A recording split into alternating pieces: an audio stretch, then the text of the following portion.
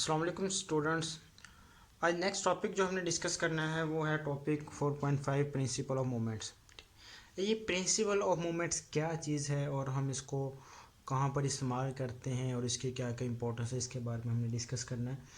अब ये जो मोमेंट है ये दरअसल हम इसको रिलेट कर सकते हैं, मोमेंट को हम रिलेट कर सकते हैं भाई ये क्या चीज़ है, ये हम इसे टॉर्क भी कह सकते हैं। ठीक है, टॉर्क जिस तरह हमने पढ़ा हुआ टॉर्क क्या है भाई, हम किसी भी ऑब्जेक्ट के ऊपर कोई फोर्स को इम्प्लीमेंट करवाते हैं तो उसकी वजह से फिर उस ऑब्जेक्ट के अंदर क्या आ जाता है, टर्निंग इफेक्ट आ जाता है। हमने इसको देखा है और डिस्कस भी किया था। ठीक है, अब ये हमारे पास एक एग्जांपल है, हमने ये क्या लिया, एक सीसा लिया हुआ। ठीक है ना, आपने देखा होगा सीसा पार्क्स में होता है तो बच्चे इसके ऊपर खेलते हैं। तो अब देखें ये इसको मैंने ये एक किस्म का ये स्टेशनरी कंडीशन में पड़ा हुआ है। अब ये स्टेशनरी कंडीशन में इस तरीके से पड़ा हुआ है, ये हमारे पास सीसा है। ठीक है, अब ये मैं क्या करता हूँ, ये जो सीसा है इसके एक साइड के ऊपर मैं क्या कर देता हूँ, एक ऑब्जेक्ट को रख देता हूँ। ठीक है, यानी ये क्या है, ये मैं इसे क्या देता हूँ, कोई भी ऑब्जेक्ट है इसको मैंने इस सीसा के ऊपर इस तरीके से रख दिया है। अब देखें, अब ये जो सीसा को इसके ऊपर मैंने रखा है, सॉरी ऑब्जेक्ट को इस सीसा के ऊपर रखा है, तो उससे क्या होगा, ये जो ऑब्जेक्ट है वो क्या करेगा, इस सीसा के ऊपर एक फोर्स लगाएगा। ठीक है, और उसकी फोर्स दरअसल कौन सी फोर्स है, वो उसकी वेट की फोर्स है और उसकी डायरेक्शन क्या होगी हमें पता, वो होगी डाउनवर्ड। और ये जो डाउनवर्ड फोर्स है ये दरअसल किसके इक्वल है, हम इसे कह देते हैं, ये हमारे पास है mg। ये इस तरीके से एक फोर्स है। अब ये देखें ये क्या कर रहा है, ये जब एक फोर्स इसके ऊपर लग रही है तो इससे क्या होगा, ये जो सीसा है ये क्या करेगा, ये डाउनवर्ड डायरेक्शन में मूव करेगा। अब ज़रा यहाँ पे देखें भी, अब क्या हुआ है भी, ये इसके ऊपर एक किस्म का फोर्स लग रही है, फोर्स लगने के नतीजे में इसके अंदर क्या आ रहा है, टर्निंग इफेक्ट। यानी क्या करेगा ये सीसा, अब अगर हम इसको देखें नीचे तो ये अब क्या आ जाएगा, सॉरी, तो ये जब नीचे आ जाएगा तो कुछ इसकी ये इस तरीके से ये थोड़ा सा टेढ़ा हो जाएगा, ये इस तरीके से। ठीक है, इसके ऊपर हमने ऑब्जेक्ट रखा हुआ तो ये वैसे ही ऑब्जेक्ट पड़ा है, तो क्या होगा, ये नीचे डाउनवर्ड डायरेक्शन के अंदर इसने क्या किया, मूवमेंट किया। तो ऐसी इसकी ये मूवमेंट दरअसल क्या है, फोर्स की वजह से है, जो फोर्स हम इसके ऊपर इम्प्लीमेंट करवा रहे हैं। ठीक है, अब ये हमारे पास क्या आ रहा है, ये टर्निंग इफेक्ट। और ये हमारे पास ये जो मिड वाला पॉइंट है हम ये कह देते हैं, ये हम क्या है, ये पिवट पॉइंट है, या फिर हम इसे एक्सिस ऑफ रोटेशन भी कहते हैं। अब ये देखें, ये इस पिवट पॉइंट से इसकी क्या है, कोई ना कोई डिस्टेंस में बनती है। इसको मैं ज़रा यहाँ पे क्लियर ड्रा कर लेता हूँ कुछ इस तरीके से। ये हमारे पास पिवट पॉइंट है। ठीक है, अब यहाँ पे मैंने क्या रखा हुआ, एक ऑब्जेक्ट को रखा हुआ है। अब इस ऑब्जेक्ट का यहाँ से यहाँ तक जो डिस्टेंस है मैं उसे क्या देता हूँ, ये हमारे पास क्या है, डी के इक्वल है। ठीक है, और इस ऑब्जेक्ट को मैंने नाम दे दिया ए का, और इसकी जो फोर्स है वो क्या है, वो डाउनवर्ड डायरेक्शन में है, तो ये मैंने कह दिया एफ ए। अब इसी तरह एक यहाँ पे मैं क्या रख देता हूँ, एक ऑब्जेक्ट रख देता हूँ, ऑब्जेक्ट बी। इसका भी यहाँ से जो डिस्टेंस है वो मैंने ले लिया है, वो हमारे पास क्या है, डी बी कह दें, और ये हमारे पास क्या है, डी ए। अब इसकी भी ज़ाहिर सी बात है, कोई ना कोई फोर्स हो गया, वो फोर्स की डायरेक्शन क्या है, ये डाउनवर्ड, तो ये हमारे पास आ गया एफ बी। अब यहाँ से अगर हम मूवमेंट की बात करें भी, इसका भी कोई ना कोई डेफिनेटली मूवमेंट है और इसका भी क्या है, कोई ना कोई मूवमेंट है। और मूवमेंट के लिए हम हमारे पास जो फार्मूला है, मूवमेंट इज इक्वल टू, वो हमारे पास है एफ, आप इसे एल भी कह सकते हैं, या फिर हम इसे क्या कह सकते हैं, एफ डी से भी आप क्या कर सकते हैं, नोट कर सकते हैं। जो कि हमने पढ़ा हुआ जो टार्क होता है, टार्क वो हमारे पास क्या होता है, एफ क्रॉस एल हमने पढ़ा था। तो यहाँ से एल से क्या मुराद है, एल से मुराद हम डिस्टेंस ले रहे हैं, तो आप इसके लिए ये स्मॉल एल पुट करें या डी पुट कर दें तो इससे कोई फ़र्क नहीं पड़ता। तो इस तरीके से हमने क्या कर लिया, ये हमारे पास मूवमेंट आ गया। अब मैं क्या करता हूँ, ये बॉडी ए का अगर मैं मूवमेंट निकालना चाहूँ तो वो मेरे पास क्या निकलेगा, इसको मैं एम ए से नोट करता हूँ, वो मेरे पास आ जाएगा एफ ए, और साथ में क्या आ गया, डी ए। इस तरह अगर इसका निकालना चाहूँ तो वो मेरे पास क्या निकलेगा, M B is equal to, ये हमारे पास आ गया एफ बी, और ये आ जाएगा डी बी। इस तरीके से हमने क्या कर लिया, इस फार्मूले की मदद से हमने इन दोनों का मोमेंट फाइंड आउट कर लिया। अब ये जो प्रिंसिपल ऑफ मूवमेंट क्या है, वो ये कहता है भी, अब ये देखें यहाँ पे दो तरह का हमारे पास मूवमेंट है। ये मैं कह देता हूँ, ये हमारे पास क्या है, ये है क्लॉकवाइज मूवमेंट। ये क्या है, ये वाला मूवमेंट क्या है, क्लॉकवाइज, क्योंकि ये जब इसके ऊपर फोर्स लगेगी तो ये क्या करेगा, ऐसे डाउनवर्ड डायरेक्शन में, और ये हमारे पास डायरेक्शन कौन सी बनती है, क्लॉकवाइज। इस तरह अगर हम इसकी बात करें तो इससे जो हमारे पास मूवमेंट प्रोड्यूस हो रहा है वो कौन सा प्रोड्यूस होगा, वो होगा एंटी क्लॉकवाइज। अब देखना, आपने देखा होगा ये एक साइड के ऊपर, अब ये जब इसकी मूवमेंट को हम देखते हैं तो एक साइड क्या आ जाती है, नीचे की जाने में आ जाती है, और एक साइड क्या चली जाती है, ऊपर। तो इसमें क्या है, एक हमारे पास क्या करते हैं, एक साइड से वो क्लॉकवाइज में मूवमेंट हो रही है और दूसरी साइड से कैसे मूवमेंट हो रही है उसकी, एंटी क्लॉकवाइज, ठीक है। तो ये इस तरीके से।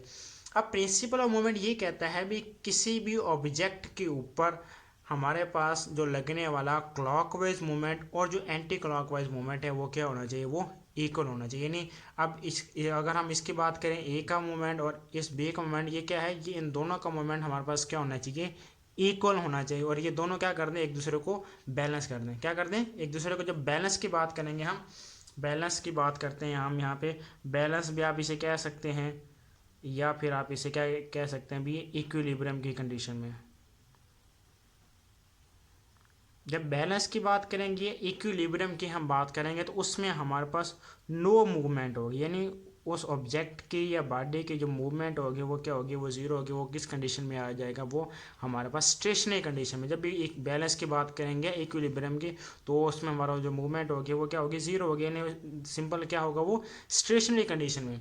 अब प्रिंसिपल ऑफ मूवमेंट भी यही कहता है भी ये एंटी क्लॉकवाइज और क्लॉकवाइज मूवमेंट की वजह से जो इन दोनों का जो सम है वो एक दूसरे के इक्वल होना चाहिए, और जो हमारे पास ऑब्जेक्ट है वो बैलेंस कंडीशन में आ जाए या फिर एक्विलिब्रियम कंडीशन में आ जाए, ठीक है। तो ये क्या कहलाता है हमारे पास प्रिंसिपल ऑफ मूवमेंट। और दूसरा ये भी आपने याद रखना है भी, जब हम प्रिंसिपल मूवमेंट की बात करेंगे तो इसमें जो नेट फोर्स हमारे पास होगी इस ऑब्जेक्ट के ऊपर लगने वाली, अब यहाँ पे हमारे पास जिसके ऊपर हम फोर्स की बात करें तो वो दरअसल हमारे पास क्या है, ये सीसा है। इसको हम एक ऑब्जेक्ट कंसीडर कर रहे हैं, ठीक है। तो इसमें ये है भी, ये जो सिस्टम की बात करें या ऑब्जेक्ट की बात करें, तो इसमें जो इसके ऊपर लगने वाली जो नेट फोर्स है वो हमारे पास क्या होना चाहिए, जीरो होना चाहिए। यानी अगर हम बात करें नेट फोर्स, क्योंकि यहाँ पे देखें, अब ये अगर जिस तरह हमने ये ऑब्जेक्ट्स लिए, एक ए लिया एक बी लिया, तो इसकी भी एक फोर्स है और इसकी भी एक फोर्स है। तो इन जब हम इक्विलिब्रियम की बात करेंगे तो इसका हमारे पास लगने वाले फोर्स एक साइड के ऊपर और जो दूसरे साइड के ऊपर लगने वाले फोर्स, वो दोनों क्या होंगे, एक दूसरे के इक्वल। यानी हम ये कह सकते हैं सिंपली भी, जो नेट फोर्स है वो हमारे पास क्या है, नेट फोर्स इज़ ज़ीरो। इस कंडीशन में जो नेट फोर्स होगी वो भी क्या हो जाती है, ज़ीरो हो जाती है, क्योंकि ये एक दूसरे के इफेक्ट को कैंसिल आउट कर देते हैं, ठीक है। अब हम एक और एग्जांपल ले लेते हैं। हमें स्पेंदर आपने देखा होगा, स्पेंदर यानी जिसे हम रेंच भी कहते हैं आम जुबान में, ठीक है ना। ये स्पेंदर ये कुछ इस तरीके से होता है। ये हम क्या करते हैं, इसको किसी भी बोल्ट को या नट को हम क्या करने के लिए, टाइट करने के लिए या फिर लूज़ करने के लिए हम इसका इस्तेमाल करते हैं, ठीक है। यानी ये हमारे पास क्या फर्ज करें, एक नट है या बोल्ट है, उसको हमने क्या करना है, टाइट भी करना है और लूज़ भी करना है, इसका इस्तेमाल करते हैं। तो अगर हम क्या करते हैं, इसको क्लॉकवाइज डायरेक्शन में मूव करवाते हैं। क्या करवाते हैं, क्लॉकवाइज डायरेक्शन में। यानी अगर हम इस तरीके से इसको मूव करवाते हैं, इसके ऊपर हम ऐसे फोर्स लगा रहे हैं, ठीक है। तो ये क्या होगा, जब हम इसको क्लॉकवाइज डायरेक्शन में मूव करवाएंगे तो ये क्या करता है, ये नट को टाइट करने के लिए यूज़ किया जाता है। यानी जिसकी क्लॉकवाइज मोशन से हम क्या कर सकते हैं, किसी भी नट को टाइट कर सकते हैं। और अगर हम इसको क्या करवाते हैं, एंटी क्लॉकवाइज, अगर हम क्या करते हैं, इसको एंटी क्लॉकवाइज डायरेक्शन मूव करवाते हैं, यानी एंटी क्लॉकवाइज क्या होगा, इस तरीके से, इस तरह के फोर्स, ठीक है, सॉरी इस तरह की डायरेक्शन, और इसके ऊपर जो फोर्स लगाएंगे वो हमारे पास क्या होगी, इस तरीके से।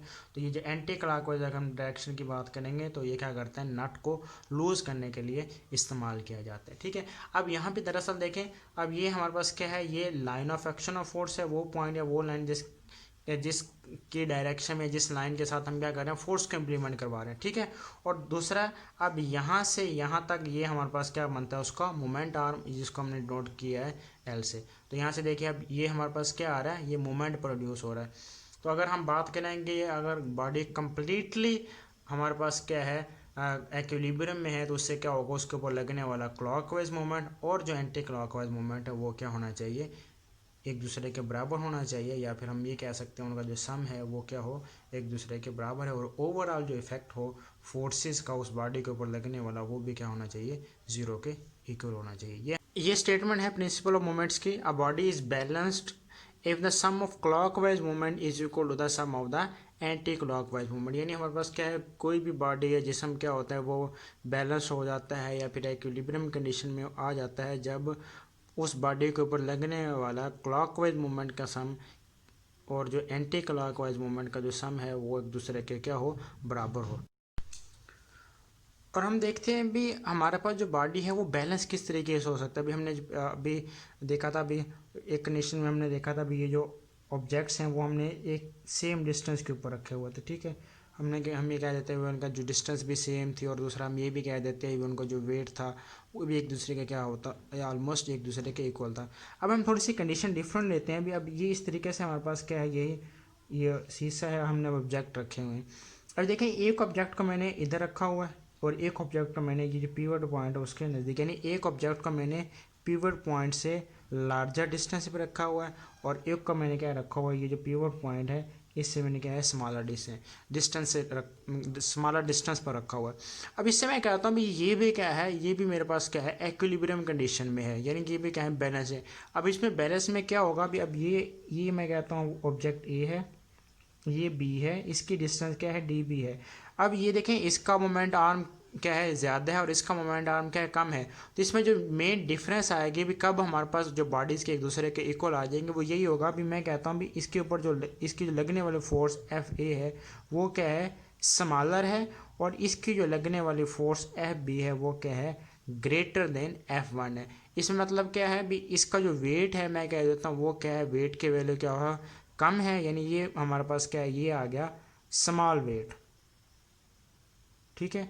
और ये क्या चीज़ है, ये वाला जो है मैं कहता हूँ इसका जो वेट है वो क्या है वो मैं कहता हूँ वो है लार्ज वेट, ठीक है। तो इसमें क्या है अब ये दोनों क्या होंगे एक दूसरे को बैलेंस कर देंगे, क्योंकि इसके ऊपर लगने वाली फोर्स क्या है स्मॉलर होगी और इसके लगने वाली फोर्स क्या वो ग्रेटर होगी, लेकिन ओवरऑल जो सम हमारे पास निकलेगा according to this relation F D वो क्या होगा वो एक दूसरे के इक्वल आ जाएगा, ठीक है। तो ये इस तरीके से भी दो बॉडीज़ क्या आ जाती हैं, हो सकती हैं, बैलेंस हो सकती हैं।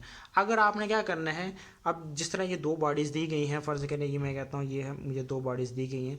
अब इस तरीके से अगर आपने क्या करना है आपको फोर्स फाइंड आउट करनी है या फिर मोमेंट आर्म की वैल्यू फाइंड आउट करनी है, तो भी आप क्या कर सकते हैं इस फार्मूला की मदद से वैल्यूज़ को फाइंड आउट।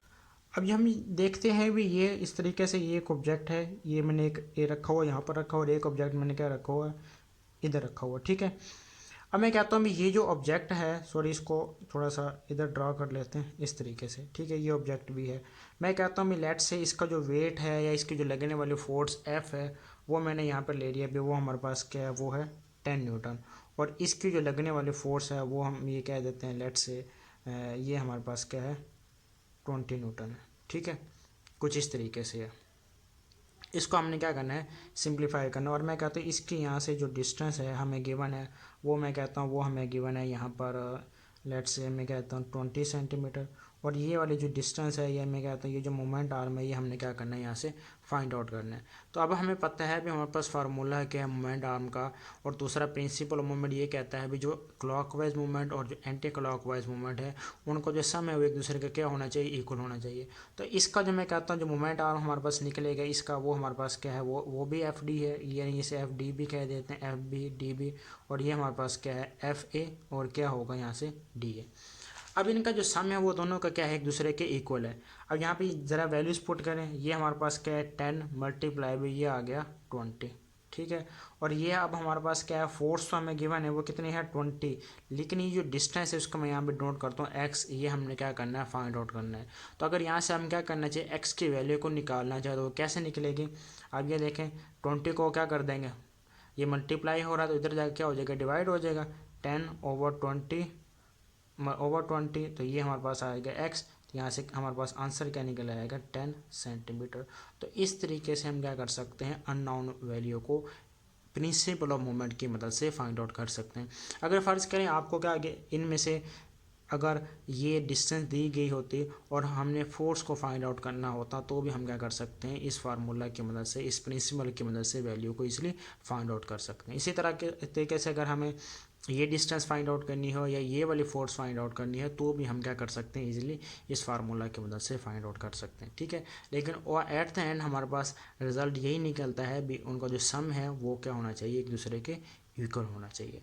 यहाँ से भी अगर हम देखना चाहें तो हमारे पास क्या निकलेगा ये 20 मल्टीप्लाई बाई 10 क्या है ये हमारे पास क्या निकलता है, यानी अगर हम इस साइड की बात करें 20 मल्टीप्लाई बाई 10 ये इसका आंसर क्या निकलेगा 200। इस तरीके से 20 मल्टीप्लाई बाई 10 इसका आंसर हमारे पास क्या निकलता है 200 ही निकलता है। तो इसका मतलब क्या है ये दोनों एक दूसरे को क्या कर रही हैं बैलेंस कर रही हैं, और ये जो हमारे पास प्रिंसिपल ऑफ मोमेंट है वो यहाँ पर क्या होता है फुलफिल होता है। तो इस तरीके से अगर आपको कोई भी प्रॉब्लम बिग गिवन हो तो वो भी आप कर सकते हैं, इस फार्मूला की मदद से उसको इजीली फाइंड आउट कर सकते हैं।